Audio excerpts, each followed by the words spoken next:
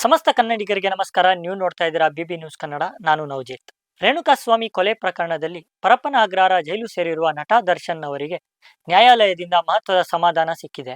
ಕಳೆದ ಹಲವು ತಿಂಗಳಿಂದ ಜೈಲಿನಲ್ಲಿದ್ದ ಡಿ ಬಾಸ್ಗೆ ಕೊನೆಗೂ ತಮ್ಮ ಕುಟುಂಬಸ್ಥರು ಮತ್ತು ಆತ್ಮೀಯ ಸ್ನೇಹಿತರನ್ನು ಭೇಟಿ ಮಾಡಲು 57ನೇ ಸಿಸಿಎಚ್ ನ್ಯಾಯಾಲಯ ಅನುಮತಿ ನೀಡಿದೆ.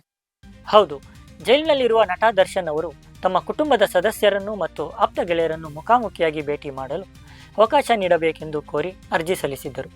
ಈ ಅರ್ಜಿಯನ್ನು ವಿಚಾರಣೆ ನಡೆಸಿದ ನ್ಯಾಯಾಧೀಶರು ಜೈಲು ಕೈಪಿಡಿಯ ನಿಯಮಾವಳಿಗಳಿಗೆ ಒಳಪಟ್ಟು ಭೇಟಿಗೆ ಅವಕಾಶ ನೀಡುವಂತೆ ಜೈಲು ಅಧಿಕಾರಿಗಳಿಗೆ ಕಟ್ಟುನಿಟ್ಟಿನ ನಿರ್ದೇಶನ ನೀಡಿದ್ದಾರೆ.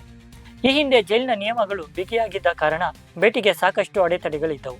ಆದರೆ ಈಗ ನ್ಯಾಯಾಲಯದ ಈ ಆದೇಶದಿಂದಾಗಿ ಪತ್ನಿ ವಿಜಯಲಕ್ಷ್ಮಿ, ಮಗ ಹಾಗೂ ಇತರ ಕುಟುಂಬದ ಸದಸ್ಯರು ದರ್ಶನ್ ಅವರನ್ನು ಭೇಟಿಯಾಗಿ ಮಾತುಕತೆ ನಡೆಸಲು ಹಾದಿ ಸುಗಮವಾಗಿದೆ.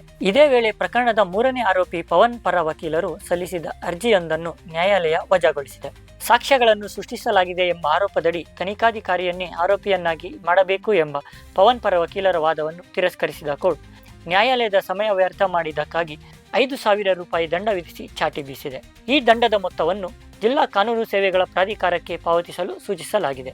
ಒಟ್ಟಿನಲ್ಲಿ ಜಾಮೀನು ಸಿಗದೆ ಕಂಗಾಲಾಗಿದ್ದ ದರ್ಶನ್ ಅವರಿಗೆ ಕುಟುಂಬಸ್ಥರ ಭೇಟಿಗೆ ಸಿಕ್ಕ ಅನುಮತಿ ಒಂದು ಸಣ್ಣ ಸಮಾಧಾನ ತಂದಿದೆ ಎನ್ನಬಹುದು.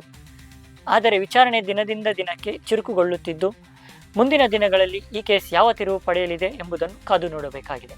ಇದಾಗಿತ್ತು ಇವತ್ತಿನ ವಿಶೇಷ ವರದಿ.